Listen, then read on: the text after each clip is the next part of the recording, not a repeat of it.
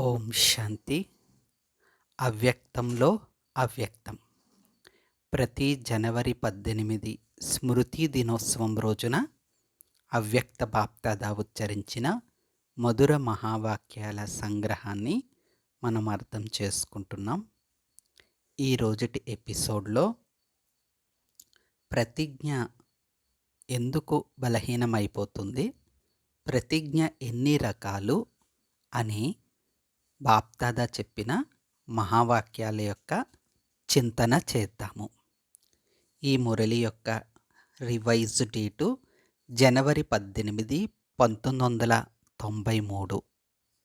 Murali heading ప్రత్యక్షతకు ఆధారం దృఢ ప్రతిజ్ఞ. పరమాత్మ కంఠహారంగా అయ్యే విజయీ రత్నాలతో సదా సమర్థుడైన బాప్దాదా మాట్లాడుతున్నారు.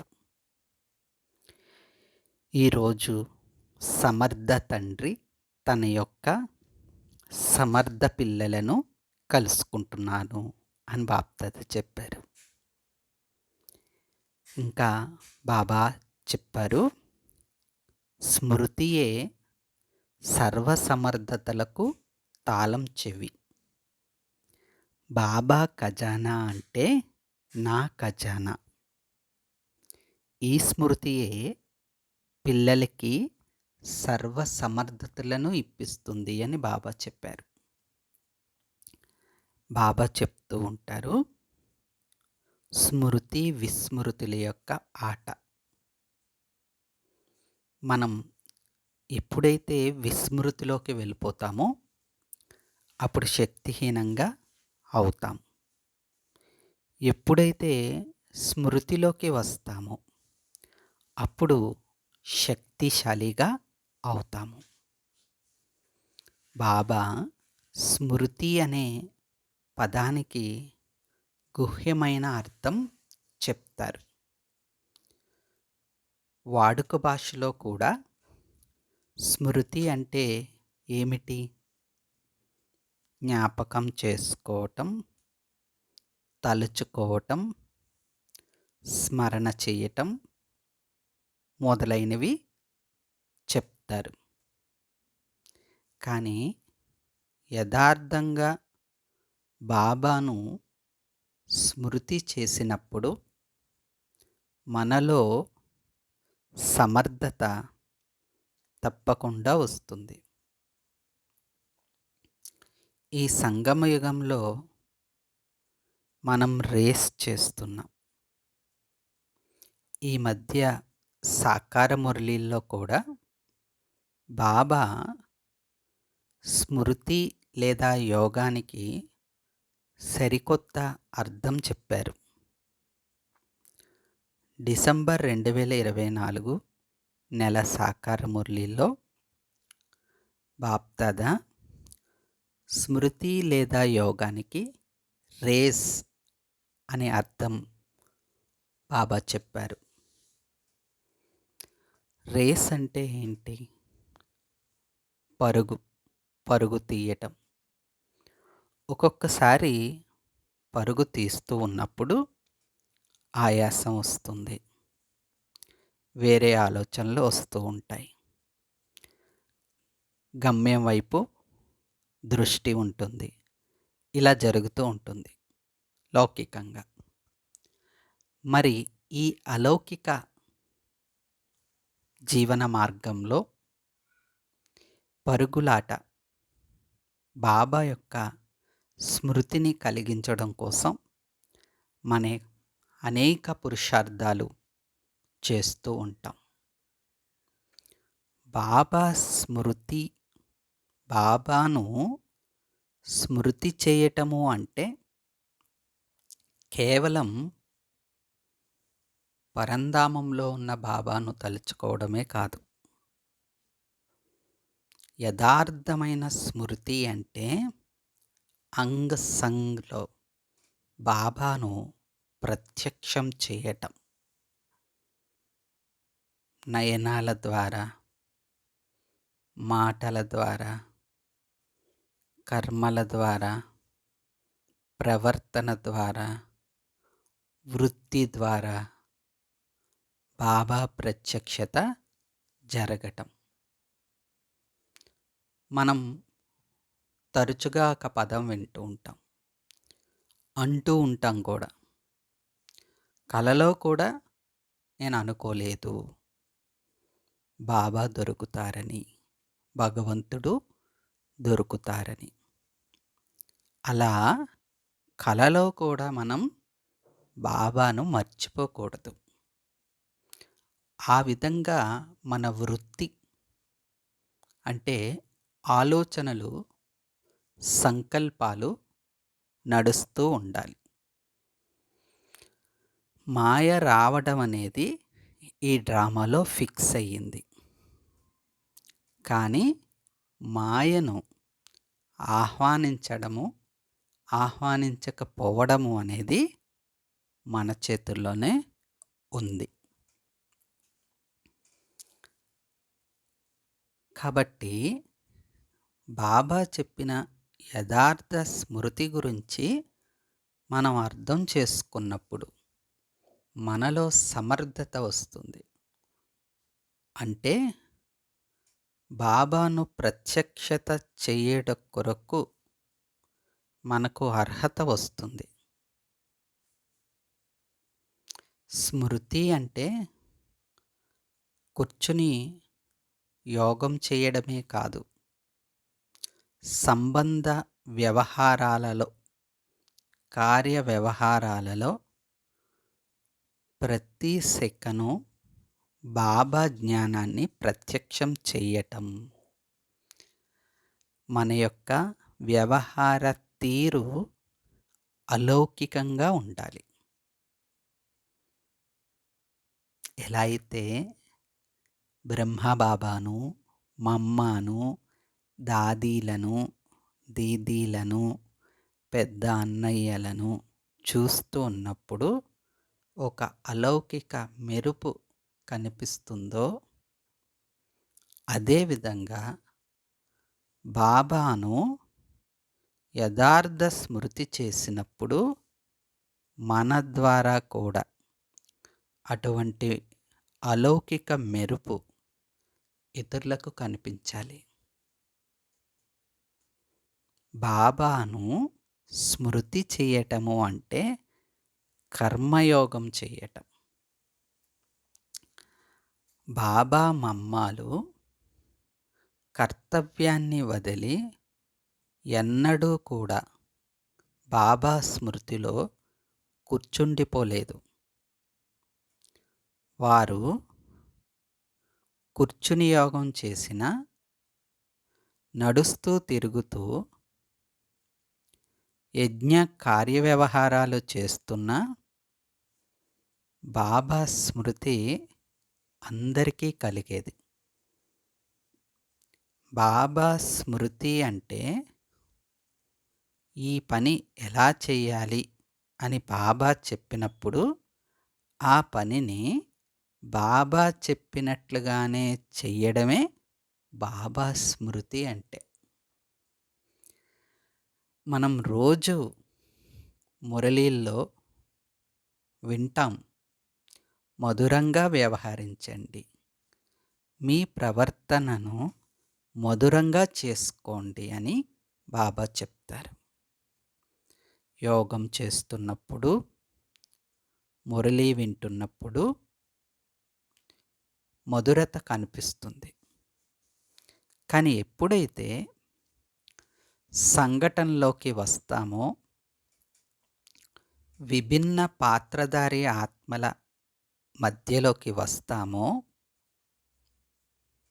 సంస్కారాల ఘర్షణ వలన బాబా స్మృతి అనేది ఖండితమైపోతుంది. భలే పరిస్థితి, వ్యక్తి, సంఘటన ఏ రూపంలో అయినా ఉండొచ్చు. కానీ బాబా ఇచ్చిన శ్రీమతం ఏమిటి అనేది గుర్తు ఉంటే అది బాబా స్మృతి ఉన్నట్లే. అంతేకాని పని చేస్తూ ఉన్నప్పుడు బిందు రూపాన్ని గుర్తు చేసుకోవడం మాత్రమే స్మృతి కాదు. వాస్తవానికి బిందు రూపుడైన బాబాను బిందువుగా అయి స్మృతి చెయ్యడమే శక్తిశాలి తపస్సు. ఇందులోనే శ్రమ ఉంది. మరి బిందువైన బాబాను బిందు రూపుడుగా భావించి స్మృతి చేయడము అంటే ఎవరిని చూసినా వాళ్ళు ఎటువంటి పాత్ర అభినయిస్తున్నా దానికి బిందువు పెట్టి, ఆ పరిస్థితికి బిందువు పెట్టి, వాళ్ళకి ఆత్మ బిందువు పెట్టి, బాబా యొక్క బిందు రూపాన్ని గుర్తు చేసుకోగలగడమే యథార్థమైన స్మృతి. ఇటువంటి యథార్థమైన స్మృతి మనం చేసిన రోజున మన నుండి వచ్చే వైబ్రేషన్స్ చాలా శక్తిశాలిగా ఉంటాయి. బాబా చెప్తారు, స్వసేవ ముందు చేసుకోండి అంటారు. 14 సంవత్సరాలు యజ్ఞ ఆదిలో అందరూ తపస్సు చేసి శక్తిని నింపుకున్నారు.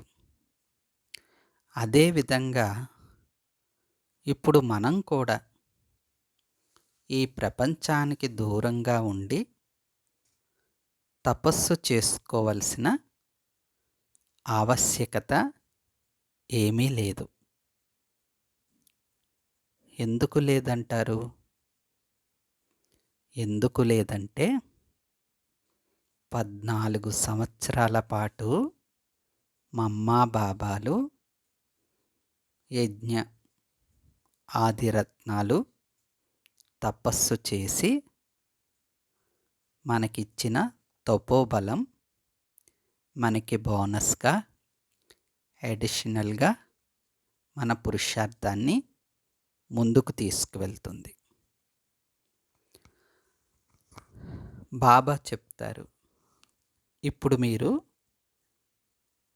ఇల్లు వాకిలి వదిలివేసి రావాల్సిన అవసరమేమీ లేదు. యజ్ఞ ప్రారంభంలో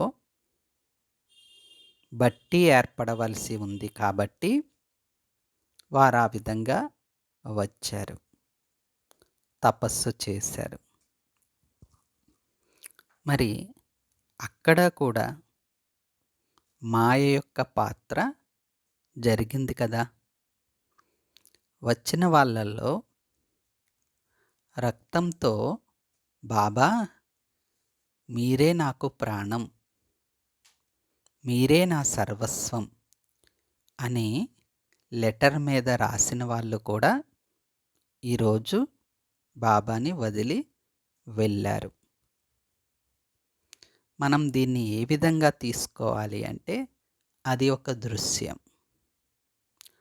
అలా వెళ్ళిపోయిన వాళ్ళు మరలా బాబా వద్దకు వచ్చారు కూడా, వస్తారు కూడా.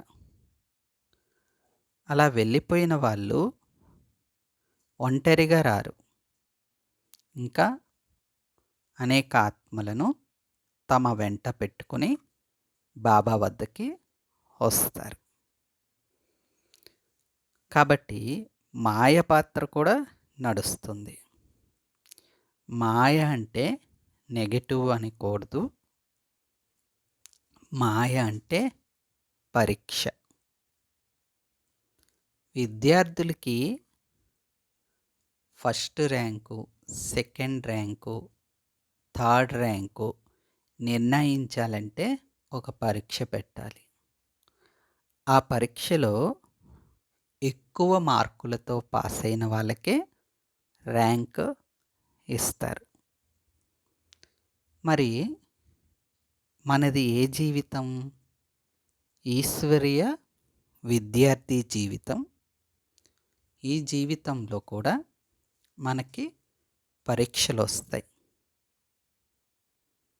ఎలా అయితే లౌకిక ప్రపంచంలో పరీక్షా హాల్‌లో పరీక్షా పత్రం ఇచ్చిన వ్యక్తిని నెగెటివ్‌గా చూడరు కదా! పరీక్షా పత్రం తీసుకుని అందులో ప్రశ్నలు చూసి దానికి సరైన జవాబులు రాయడానికి ప్రయత్నం చేస్తాం. అదే విధంగా ఇక్కడ కూడా ఇప్పుడు ఈ ప్రపంచమే మనకి పరీక్ష హాల్. ఈ పరీక్ష హాల్‌లో క్వెషన్ పేపరు వ్యక్తి ద్వారా రావచ్చు, ప్రకృతి ద్వారా రావచ్చు, స్వయం అంటే సొంత సంస్కారాల రూపంలో రావచ్చు, ఏదో ఒక రూపంలో రావచ్చు. కానీ వ్యక్తిని, వస్తువులను లేదా ప్రకృతిని, పరిస్థితిని నిందించనంత మాత్రాన, నిందించటం వలన మార్కులు రానే రావు అని గుర్తుపెట్టుకోవాలి. మార్కులు ఎప్పుడొస్తాయి మనకి? ఆ వచ్చిన పరీక్షకి సరైన జవాబు రాసిస్తే మంచి మార్కులతో పాస్ అయిపోతాం. పాస్ అంటే ఉత్తీర్ణత అవుతాం. పాస్ అంటే దాటుకుని వెళ్ళిపోతాం. పాస్ అంటే బాబాకు ఇంకా ఇంకా సమీపంగా వెళ్ళిపోతాం. అలా వెళ్ళిపోయినప్పుడు, ఇలా పాస్ అయినప్పుడు మనలో సమర్థత వస్తుంది. మరి ఎన్నెన్ని పరీక్షలు పాస్ అవుతూ ఉంటామో అన్నెన్ని మార్కులు, అన్నెన్ని క్లాసులు ముందుకు వెళ్ళిపోతూ ఉంటాం. ఈ సంగమయుగి అమూల్య డిగ్రీ అవ్యక్త ఫరిస్తా స్టేజ్‌కి వెళ్ళాలి అంటే ఇవన్నీ దాటుకుని మంచి మార్కులు పొందాల్సిందే. బాబా ఊరికినే ఎవరికి టైటిల్స్ ఇవ్వరు. మమ్మ, పితాశ్రీ లేకపోతే ఇంకా పెద్దవాళ్ళు వీళ్ళందరికీ బాబా ముందు పెట్టారు అంటే వాళ్ళు ఊరికే ఆ స్టేజ్‌కి వెళ్ళిపోయారా? మనకి తెలియకుండా వాళ్ళు ఎన్నో లోలోపల పరీక్షలు దాటుకుంటూ వాళ్ళ స్థితిని చెక్కు చెదరకుండా ఆది నుండి అంతిమం వరకు ఉన్నతంగా ఉంచుకున్నారు కాబట్టే వారు ఆ స్టేజ్‌కి వెళ్ళగలిగారు. మరి మనం కూడా విశేషంగా ఈ అవ్యక్త సీజన్ జనవరి మాసంలో అంతర్ముఖత అనే గుహలో కూర్చుని మాటలకు అతీతంగా ఉంటూ బాబా యొక్క మహావాక్యాలకి ప్రియంగా ఉంటూ అంటే బాబా యొక్క అవ్యక్త మహావాక్యాలను చింతన చేస్తూ మన యొక్క స్వరూపాన్ని అవ్యక్త స్వరూపంగా మార్చుకునే శుభ ప్రయత్నం తప్పకుండా చేయాలి. మరి బాబా చెప్పినట్లు సమర్థమైన పిల్లలుగా అయ్యి బాబా ప్రత్యక్షతను చేయాలి. బాబా ప్రత్యక్షత జరగాలి అంటే బాబా చేయాలనుకుంటే ఒక్క సెకండ్ పనిది. బాబా చేయాలనుకుంటే ప్రత్యక్షత ఎంత సమయం పడుతుందంటారు బాప్దాదాకి? మనం ఆ సమయాన్ని కూడా లెక్కించలేం. సెకండ్‌లో సెకండ్. కాబట్టి బాబా ఎవరికి మురళి చెప్తున్నారనేది అర్థం చేసుకోవాలి. ఎవరికి చెప్తున్నారు బాబా? పిల్లలైన మనకి చెప్తున్నారు. బాబా ఏమంటారు? నా పని పిల్లలైన మీతోనే ఉంది. మీ స్థితి ఆధారంగానే విశ్వం యొక్క కళ్యాణం ఆధారపడి ఉంది అని అంటారు. బాప్దాదా మనకి కాకుండా వేరే వాళ్ళకి ఏమీ మురళి చెప్పట్లేదు. చెప్తున్నారా? ఇప్పుడైతే జ్ఞానగంగ అంతటా ప్రవహిస్తుంది, కానీ వాస్తవానికి మురళి లభించాలి అంటే దానికి కొంత అర్హత కూడా ఉండాలి అని చెప్తారు. మురళీ క్లాస్లోకి అందరినీ ఎంటర్ వచ్చేవారు కాదు. ఎవరికైతే 7 రోజుల కోర్సు అవుతుందో, బాబాను అనుభూతి చేసుకుంటారో, అర్థం చేసుకుంటారో, వారినే మురళీ క్లాస్లోకి రానిచ్చేవారు. కాబట్టి ఒక విషయం మనం డీప్గా, లోతుగా చింతన చేద్దాం. ఈ అవ్యక్త మాసమంతా కూడా సోషల్ మీడియాలో ఏదైతే ప్రచారం జరుగుతుందో దానిలో ఏమాత్రం సంకల్పం ఉంచవద్దు. ఫోన్ ద్వారా ఆ వీడియోలను అస్సలు చూడవద్దు అనే దృఢ సంకల్పం పెట్టుకోవాలి. ఎందుకంటే ఆ అసత్య ప్రచారాలను, వాటికి రిప్లై ఇచ్చేందుకు ఒక నిమిత్త సమూహం లేదా నిమిత్త టీం ఏదైతే మధువనం వాళ్ళు ఉంటారో ఆ టీం వాళ్ళ పని వాళ్ళు చేస్తారు. ఇందులో ప్రత్యేకంగా మనం సమయం తీసి విమర్శిస్తున్న వాళ్ళ వీడియోలను చూసి స్థితిని మనం వేరే విధంగా చేసుకోవాల్సిన అవసరం లేనే లేదు. దయచేసి అందరూ కూడా అటెన్షన్ పెట్టుకోవాలి. ఎందుకంటే వాటిని ఆపే శక్తి బాబాకు ఉంది కదా అని అనుకోవద్దు.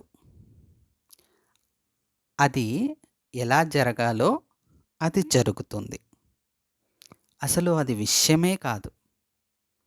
నథింగ్ న్యూ, కొత్తదేమీ కాదు. కొత్తదేమీ కాదు అంటే చాలా అర్థాలు వస్తాయి.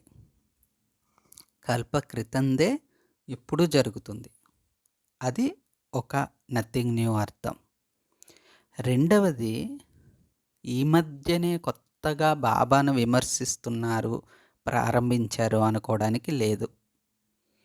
యజ్ఞ ఆదిలోని స్టార్ట్ అయ్యింది మాయ యొక్క టీం, అది అందరికీ తెలుసు. కాబట్టి దాని పని అది చేస్తుంది. ఒకసారి మధువనం క్లాస్లో ఒక అన్నయ్య చెప్పారు, క్యాన్సరు, కరోనా రెండు ఒక పార్కులో మీట్ అయ్యాయంట. క్యాన్సర్ కరోనాతో అంటదంట, నువ్వు బాగా భయపెట్టావు అందరినీ, నాకన్నా చాలా లేటుగా వచ్చావు, అయినా అందరూ నిన్నే స్మరిస్తున్నారు, నేనంతగా గుర్తులేదు అని అందంట. అప్పుడు కరోనా చెప్పిందంట, నువ్వు వచ్చిన టైంకి మీడియా లేదు, నేను వచ్చే టైంకి మీడియా ప్రచారం బాగా జరిగింది, అందుకే నేను పాపులర్ అయ్యాను అని. ఆ విధంగా విమర్శలు అనేవి వస్తూనే ఉంటాయి. ఇప్పుడు అవి విస్తృతం అయ్యాయి అనుకోవచ్చు. కానీ ఈ అవ్యక్త మాసం అంతా కూడా యూట్యూబ్ మాధ్యమంగా కానీ, వేరే ఇతర సోషల్ మీడియా మాధ్యమంగా కానీ ఆ వీడియోలకి ఎటువంటి స్పందన సూక్ష్మంగా కానీ స్థూలంగా కానీ ఇవ్వద్దు. వాళ్ళకి ప్రత్యేకమైన టీం, సమూహం ఉంటారు. ఆ ఆత్మలు తమ సమయాన్ని వెచ్చించి వాటికి రిప్లై ఇస్తారు లేదా కార్యవ్యవహారం జరిపిస్తారు. మనం చేయాల్సిన పని ఏంటంటే, మన మనస్సుని శక్తిశాలిగా చేసుకొని, ఎక్కడ నెగెటివ్‌కి తావు లేకుండా మన మనస్సు ద్వారా శుభ సంకల్పాలను ఉత్పన్నం చేయాలి. బాబా చెప్పిన జ్ఞానానికి మనం ఒక నిలువుటద్దంగా అవ్వాలి కానీ, వాళ్ళు వెళ్ళే రూట్‌లోనే మనం కూడా నెగెటివ్‌గా వెళ్ళి బాబాను బాబాకు చెడ్డ పేరు తీసుకురావాల్సిన అవసరం ఏమీ లేదు. ఎందుకంటే మనమే చెప్తాము. సూర్యుడి మెరుపును, ప్రకాశాన్ని 2 చేతులతో అడ్డుకోగలమా? మరి సర్వశక్తివంతుడైన పరమాత్మ శివుడి యొక్క జ్ఞానాన్ని, కార్యాన్ని ఎవరు ఆపుతారు? కాబట్టి మనం మన స్థితిని అవ్యక్తంగా చేసుకునేందుకు ఈ అవ్యక్త మాసాన్ని సంపూర్ణ రీతిలో సద్వినియోగం చేసుకుందాం. కాబట్టి బాబాను యథార్థంగా స్మృతి చేయాలి. మరి బాబా ప్రతిజ్ఞ గురించి ఏం చెప్పారంటే, 1 ప్రతిజ్ఞ, 2 దృఢ ప్రతిజ్ఞ. ప్రతిజ్ఞకి, దృఢ ప్రతిజ్ఞకి తేడా ఏంటి అంటే, ప్రాణం పోయినా ప్రతిజ్ఞ వదలకూడదు. దీనికే దృఢ ప్రతిజ్ఞ అని అంటారు. ఎప్పుడైతే ప్రాణం అనే షరతు పెడతారో, ఇక వచ్చే చిన్న చిన్న సమస్యలు లేదా సమయానుసారం ఎంత విరాట రూపం యొక్క పరిస్థితులైనా కానీ, ప్రాణం ముందు అవన్నీ ఎంతటివి? ఎటువంటి పరిస్థితులైనా రానివ్వండి, కానీ మీ స్థితిని మార్చకూడదు. దీన్నే దృఢ ప్రతిజ్ఞ అంటారు. ఎప్పుడు ఏ పరిస్థితిలోనూ ఓడిపోని వారే బాబాకు కంఠహారంగా అవుతారు. విజయీరత్నాలుగా అవుతారు. పరమాత్మ కంఠానికి అలంకారంగా అయిపోతారు. దీన్నే దృఢ సంకల్పం, దృఢ ప్రతిజ్ఞ అని అంటారంట. కాబట్టి ప్రతిజ్ఞ కాదు, దృఢ ప్రతిజ్ఞ.